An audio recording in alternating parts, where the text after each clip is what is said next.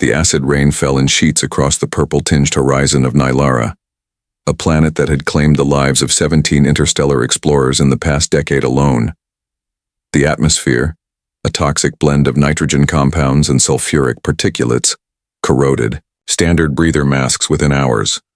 The gravity pulled at 1.7 Earth standard, enough to strain even enhanced musculature. And then there were the apex predators, crystalline arthropods with silicon-based biology that could slice through reinforced composites with their limbs. The human does not understand, Elder Vrixa said, her 6 eyes blinking in sequence as she addressed the Galactic Council. Nylara rejects all who are not born of her soil. Corvus Merrick stood before the assembled alien dignitaries, his weathered face betraying no emotion. At 42, he was considered ancient by expedition standards. Most xenobiologists burned out or died by 35. His silver-streaked black hair was tied back in a simple knot, and his eyes, mismatched from a genetic quirk, one amber, one deep blue, regarded the council steadily. "With respect, Elder Vrixa," Corvus said, his voice carrying across the chamber, "humans have a long history of thriving where we shouldn't." Laughter rippled through the assembly. The Iridian ambassador, a being of pure light contained within, an ornate hovering vessel, pulsed with amused violet hues. "The Council appreciates your species' characteristic bravado, Researcher Merrick," said Ambassador Tsel, the Cantharosian representative whose exoskeleton gleamed under the chamber lights. "But Nylara has rejected even the Dravaki mining colonies, and they evolved in methane swamps." "I've studied the records of previous expeditions," Corvus replied. "They failed because they fought against Nylara. I propose to work with her instead." High Commander Ozora of the Stellar Initiative leaned forward, her scaled skin catching the light. "The Council cannot in good conscience approve this suicide mission." "Then don't approve it," Corvus said simply. "I'll go regardless. But if I succeed in establishing a sustainable outpost, the Council acknowledges humanity's right to join the Stellar Exploration Committee." The chamber erupted in protests. Humanity had been denied committee representation for centuries, deemed too impulsive, too fragile for the rigors of true deep space exploration. "Silence." Elder Vrixa's voice cut through the chamber. She fixed all 6 eyes on Corvus.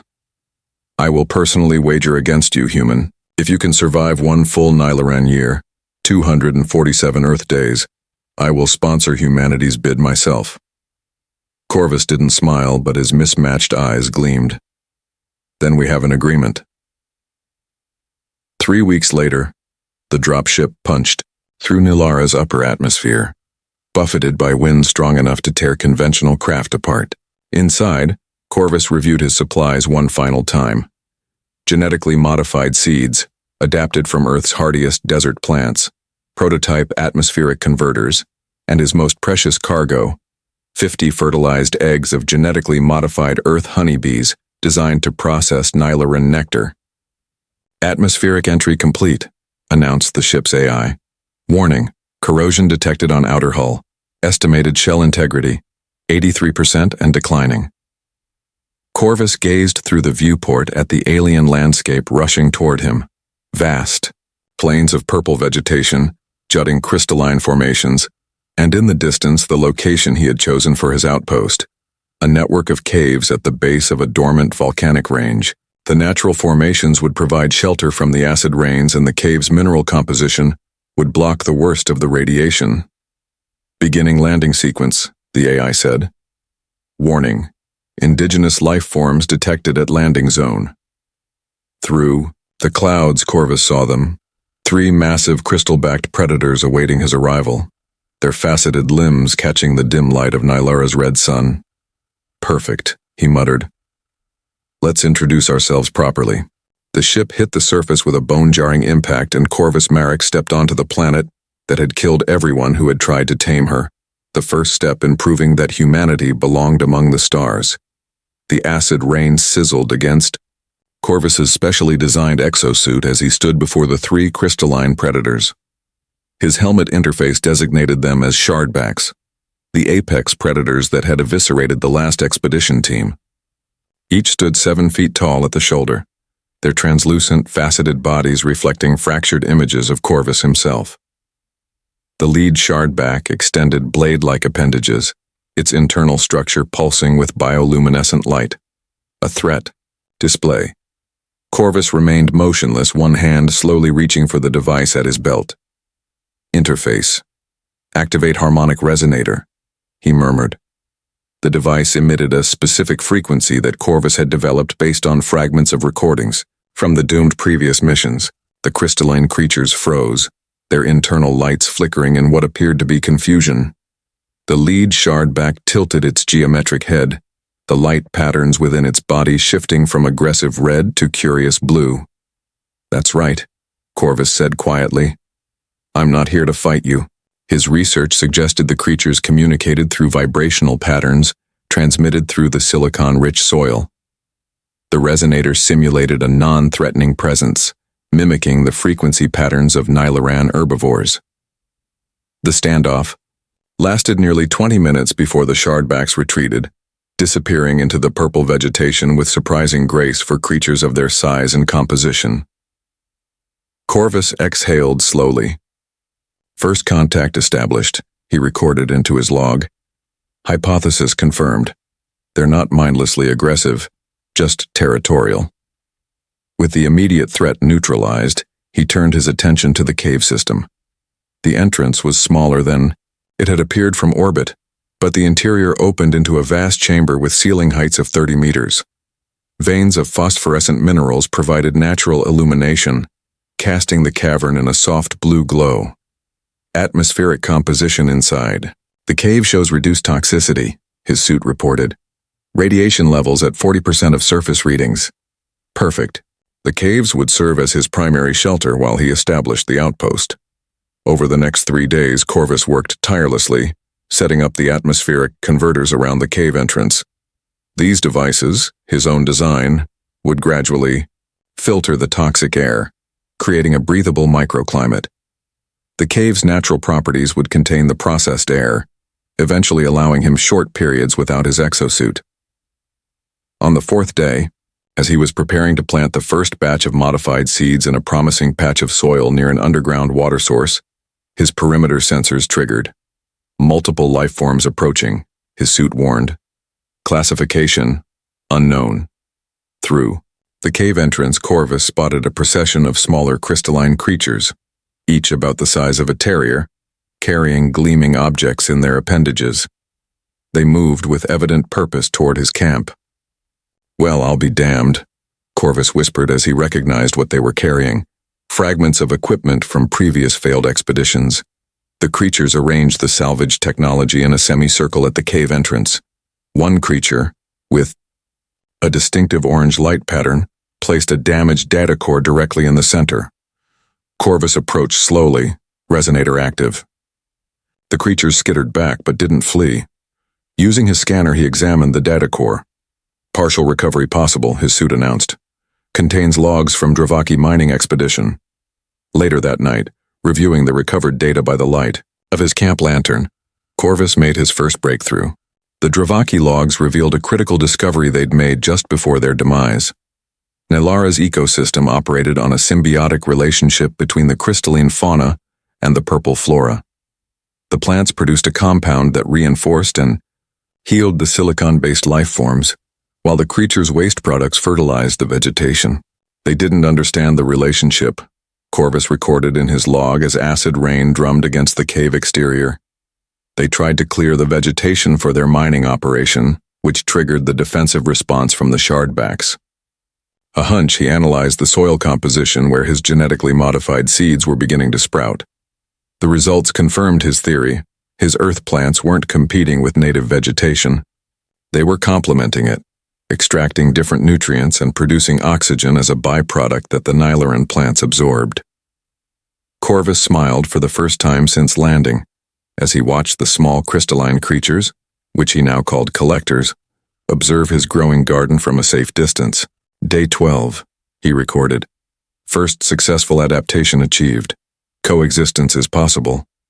Outside, the sky flashed with electrical storms, and somewhere in the distance, a shardback called out in harmonic tones that resonated through the planets. crust. Nylara was testing him, but Corvus Merrick had made his first steps toward proving humanity's place among the stars. By the 60th day, Corvus had established a functional ecosystem within the cave network. His modified plants thrived in carefully cultivated soil beds, their root systems intertwining with native Nylaran vegetation to create hybrid growth patterns that defied xenobotanical classification. The atmospheric converters had transformed the main cavern into a breathable environment, allowing him precious hours each day without the confines of his exosuit. Most surprising was the relationship he'd developed with the collectors.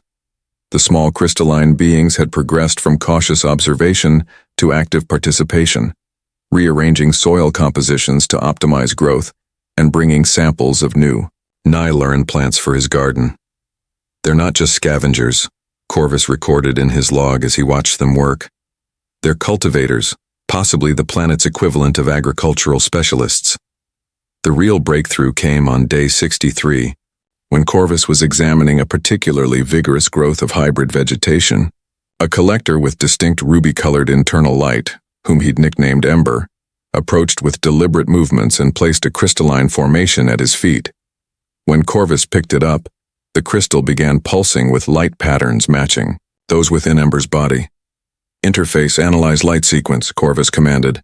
His suit's computer processed the patterns. Repeating mathematical sequence detected, prime numbers 1 through 19. Corvus felt a surge of excitement. They're intelligent, not just instinctual. He grabbed his resonator and modified the output to produce light pulses matching the mathematics. Ember's internal lights flared brightly, and the collector skittered in what Corvus interpreted as excitement. Over the following weeks, Corvus and the collectors developed a rudimentary communication system based on light patterns and mathematical sequences. He learned that the shardbacks weren't merely predators but protectors of the ecosystem, and that Nylara's hostile environment was partially the result of a cataclysmic event in the planet's distant past. On day 90, the collectors led Corvus deeper into the cave network than he had previously explored. After navigating a complex series of tunnels, they emerged into a vast underground chamber that took his breath away. The cavern housed an immense crystalline structure, a formation that rose nearly 50 meters high and pulsed with complex light patterns. Surrounding it were hundreds of collectors, all oriented toward the crystal, their internal lights synchronized in what appeared to be communication. "It's a hive mind," Corvus whispered, awestruck, "or some kind of collective consciousness node," as he approached. The collectors parted to create a path. When he stood before the great crystal, its light patterns shifted, and Corvus felt a strange sensation, as if something was attempting to communicate directly with his mind. Using his resonator and the light language they had developed, Corvus introduced himself formally to the collective consciousness of Nylara. The response came not in words but in images that flooded his mind. The arrival of previous explorers, their destruction of habitats, the defensive response of the planet, and then Corvus's own arrival and his different approach. When the communication ended, Corvus stood trembling with the implications. "The planet itself is conscious," he recorded, his voice barely steady. "Not as we understand consciousness, but a networked intelligence distributed through crystalline nodes and the silicon-based life forms." That night, as he processed the encounter, a massive storm system moved across the region. Acid rain fell in torrents, and lightning struck with unprecedented frequency. His shelter's external sensors warned of approaching shardbacks, more than had ever been recorded in one group. But instead of attacking, the creatures formed a perimeter around his cave entrance. As the storm intensified, Corvus realized they were protecting his outpost from the worst of the elemental fury. Day 91, he recorded, watching the shardbacks stand sentinel through the downpour. "I believe I've been accepted by Nylara, not as a conqueror or exploiter, but as another symbiotic entity in her ecosystem." The realization both humbled and emboldened him. Halfway through his wager with Elder Vrixa, Corvus Merrick had done more than survive. He had begun to understand Nylara on her own terms. Day 140 brought the seasonal change that xenometeorologists had ominously named the Purge. Every 38 days, Nylara's twin moons aligned, creating gravitational anomalies that triggered planet-wide electromagnetic storms and tectonic instability. Previous expeditions had failed to survive even one such alignment. Corvus had prepared extensively, reinforcing his cave dwelling and stockpiling supplies. What he hadn't anticipated was the fever that struck him 3 days before the alignment. Temperature 103.2 and rising, his medical interface reported. Detecting unknown pathogen in bloodstream. Cellular analysis suggests silicon-based microorganism attempting integration with human tissue. Shivering under thermal blankets, Corvus reviewed the data through blurry vision. The planet wasn't trying to kill him. It was trying to change him. The microscopic crystalline organisms had entered his system through a minor suit breach and were attempting to create a symbiotic relationship with his cells, similar to the one they had with native Nylaran life. Fascinating, he muttered through chattering teeth. Potentially fatal, but fascinating. Outside, the storm began. Lightning illuminated the cave entrance in staccato flashes, and the ground trembled with seismic activity.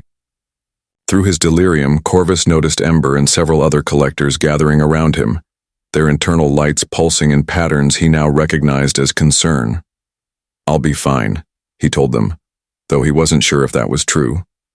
On the second day of the storm, as his fever peaked at 105 degrees, Corvus lost consciousness.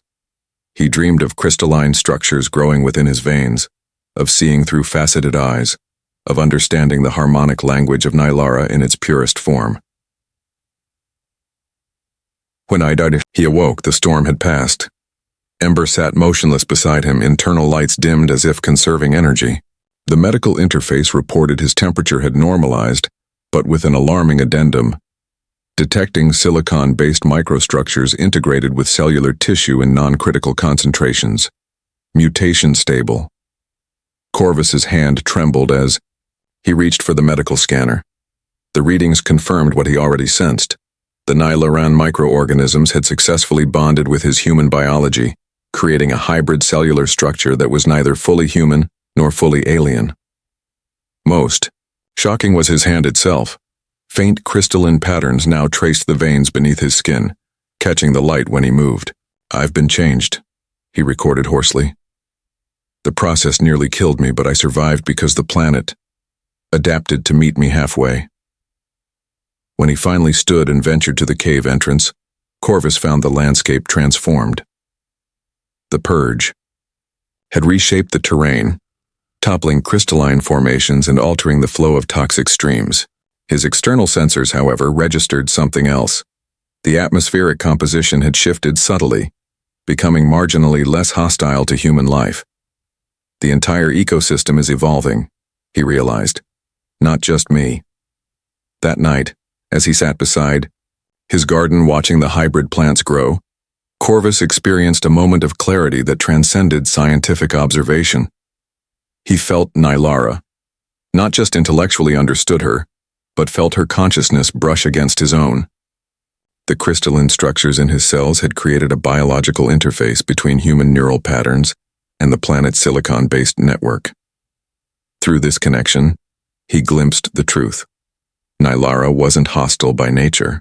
She was deeply wounded from ancient cataclysms and fearful of further exploitation. The hostility toward off-worlders was a defense mechanism built upon millennia of trauma. The realization transformed his mission. Survival wasn't enough. He needed to help heal this world that had reluctantly accepted him. Using his new connection and the language of light he'd developed with the collectors, Corvus formulated a plan to restore balance to damaged sectors of the ecosystem. Day 150, he recorded, the crystalline patterns in his skin glowing faintly as he spoke. "I now understand why previous expeditions failed. They came to conquer Nylara, to extract her resources. I've succeeded, because I came to know her." As if in response to his words, Ember's lights pulsed in a pattern he recognized as agreement. Outside, a shardback called in the darkness, the sound no longer alien or threatening to Corvus's ears, but familiar, almost comforting. He was no longer just surviving on Nylara. He was becoming part of her story. On day 200, a stellar, initiative scout ship entered Nylara's orbit. Corvus watched its descent through atmosphere-filtering goggles, another of his adaptations to the planet's harsh conditions. The crystalline patterns beneath his skin had spread, now covering approximately 30% of his body in faint, luminescent traceries that pulsed with his heartbeat. "They're early," he noted to Ember, who had become his constant companion. The collector's lights flickered in a pattern suggesting concern. "Don't worry," Corvus assured the crystalline being. "I won't let them hurt Nylara." The scout ship landed a kilometer from his outpost, a safe distance from the now thriving hybrid ecosystem he had established. 3 figures emerged in heavy-duty exosuits. Elder Vrixa herself, flanked by Ambassador Zell and High Commander Ozora. Corvus met them at the perimeter, deliberately without his exosuit, wearing only lightweight protective garments he had fashioned from processed Nylaran flora fibers. The visitor stopped short at the sight of him. No human should have been able to breathe Nylara's atmosphere even briefly. "Researcher Merrick?" Elder Vrixa's voice came through her suit's external speaker, all 6 eyes widening in astonishment. "You've changed." "Adaptation was necessary," Corvus replied simply. "Welcome to my home." He led them through the fields surrounding his cave dwelling, where earth plants now grew alongside Nylaran vegetation in harmonious arrangements. Shardbacks patrolled the perimeter, no longer hostile but protective of the territory Corvus had helped revitalize. Inside the main cavern, the council representatives removed their helmets cautiously, testing the air quality. Their astonishment was palpable as they observed his living quarters, a comfortable blend of off-world technology and native materials, illuminated by bioluminescent crystals that responded to his presence. "Impossible," Ambassador Zell whispered, chitinous mandibles clicking in agitation. "The atmospheric composition should be lethal." "It was," Corvus acknowledged. "I've been gradually altering it with atmospheric converters and symbiotic plant relationships. The cave system now sustains Earth-approximate conditions." High Commander Ozora studied him intently. "Your physiology, the crystalline patterns. What have you done to yourself?" "I didn't do anything," Corvus explained. "Nylara did. We adapted to each other." He described his fever, the integration of silicon-based microorganisms with his cellular structure, and the resulting connection to the planet's consciousness. As he spoke, Ember and a dozen other collectors entered the chamber, arranging themselves in a semicircle behind him. Elder Vrixa stepped forward, all 6 eyes fixed on the patterns beneath his skin. "You claim to communicate with the planet itself?" In response, Corvus closed his eyes and concentrated. The crystalline patterns on his skin brightened, and throughout the cavern, every bioluminescent formation pulsed in synchronization. The collector's internal lights matched the rhythm precisely. "I don't just communicate with her," Corvus said softly. "I've become part of her, and she's become part of me." He led them deeper into the cave network, to the massive crystalline node he'd discovered. When they entered the vast chamber, the great crystal pulsed with welcoming light patterns. The council members watched in stunned silence as Corvus approached the formation and placed his hand upon its surface. "Nylara has a message for the Galactic Council," he said, his voice resonating strangely as the crystal's light flowed through the patterns in his skin. "She will accept visitors who come to learn and understand, but never those who come to exploit." After demonstrating his agricultural achievements, atmospheric modifications, and the peaceful coexistence he'd established with the indigenous lifeforms, Corvus brought the council representatives back to their ship.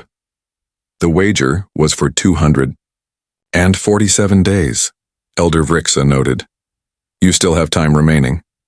Corvus smiled. "I'm not leaving when the time expires, Elder. This is my home now." The visitors exchanged glances. "The council will require time to process these unprecedented developments," Ambassador Zell said carefully. As they prepared to depart, Elder Vrixa lingered. You've survived, Merrick.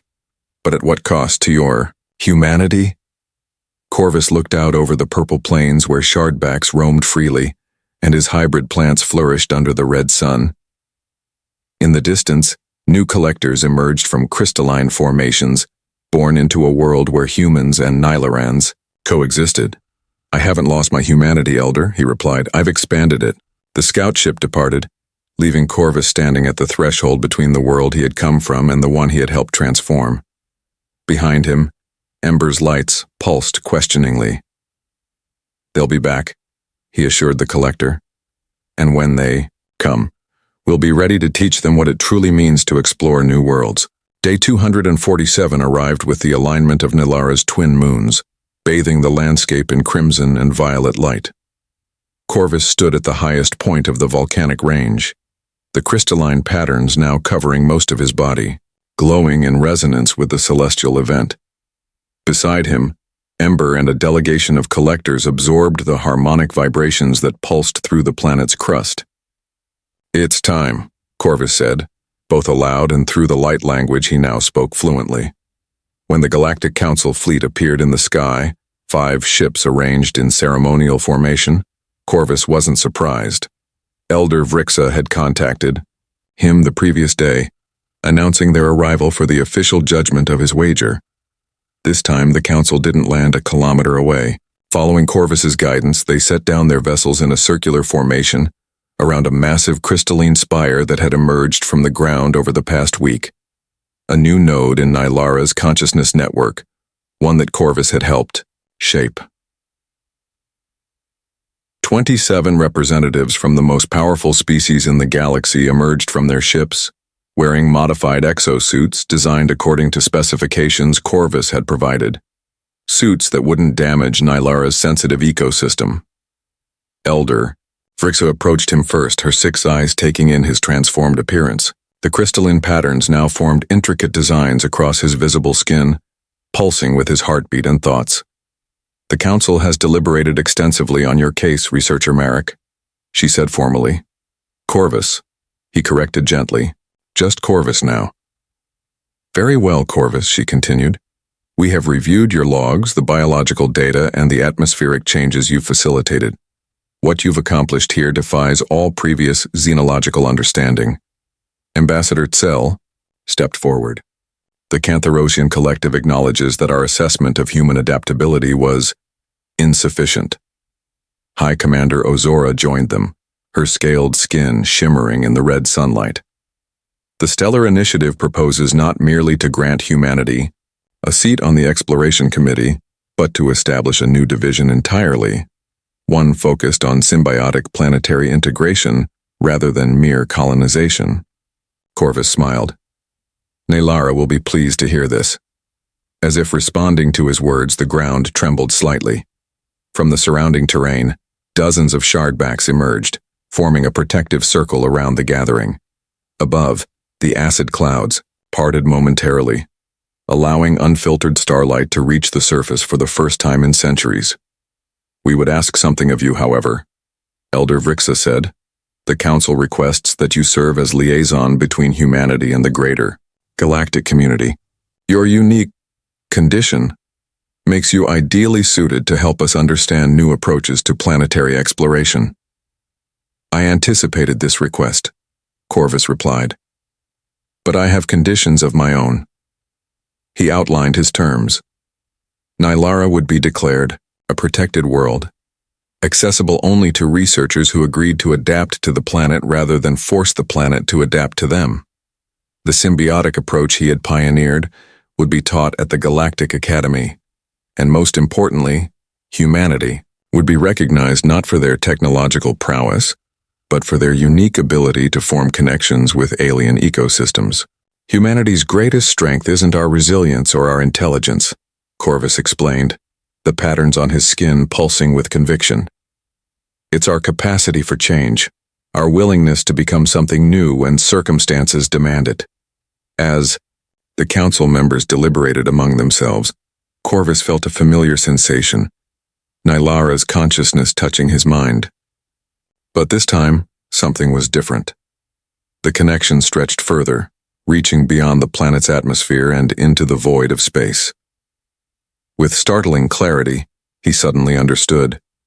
Nilara wasn't just a planet with a networked consciousness. She was one node in a much larger network, a galactic symphony of silicon-based intelligences spanning dozens of worlds, all communicating across vast distances through quantum entanglement. And now, through him, humanity had unknowingly made first contact with this ancient network. "There's something you should know," Corvus said, interrupting the council's discussion. "Nilara isn't alone." The revelation stunned the assembled dignitaries. According to the knowledge flowing through Corvus's enhanced consciousness, at least 17 planets previously classified as hostile to all known life forms were actually silicon-based consciousness nodes, worlds that had rejected outside contact not out of hostility but out of self-preservation. "They've been waiting," Corvus explained, "for species evolved enough to approach them as equals rather than resources to be exploited." Elder Vrixa's 6 eyes blinked in rapid succession, a sign of profound shock in her species. "Are you suggesting that we've been surrounded by a network of planetary intelligences that we failed to recognize?" "Not failed," Corvus corrected gently. "Weren't ready to recognize. Until now." As the implications settled over the gathering, the crystalline spire at the center of their meeting began to pulse with complex light patterns. Collectors gathered at its base, their internal lights synchronizing with the larger structure. Corvus placed his hand on the formation, acting as interpreter between Nilara and the council. Through him, the planet expressed not just acceptance of the council's presence but an invitation, an opportunity for a new kind of relationship between the organic and silicon-based civilizations of the galaxy. When the historic meeting concluded, the council representatives returned to their ships with a new understanding of their place in the cosmos, all except Elder Vrixa, who lingered behind. "When you stood before us and declared your intention to survive on this world, I thought, 'You a fool,' she admitted. 'Now I wonder if you are the wisest of us all.'" Corvus looked out over the landscape, no longer alien to him but home in the deepest sense. "Not wise," he said, "just willing to change." As the final council ship rose into Nilara's atmosphere, Corvus stood with Ember and the Shardbacks watching it diminish against the crimson sky. The crystalline patterns across his skin glowed with a sense of accomplishment and purpose. They said no human could survive her planet. He murmured to himself. They never considered that surviving wasn't the goal. Beneath his feet, Nilara pulsed with contentment. The silicon consciousness that had once rejected all outsiders now connected to the stars through the unlikely bridge of a human who had been willing to become something more. And across the vastness of space, other worlds in the silicon network stirred with new awareness, ready to welcome those who would approach with understanding rather than conquest. Corvus Merrick, once just a xenobiologist with a point to prove, had become the first of a new kind of explorer. Not merely a visitor to alien worlds, but a transformation of what it meant to be human among the stars. In the depths of the cave that had become his home, new hybrid plants bloomed. Their structures, neither fully Earth nor fully Nilara, but something beautifully, impossibly new, much like Corvus himself.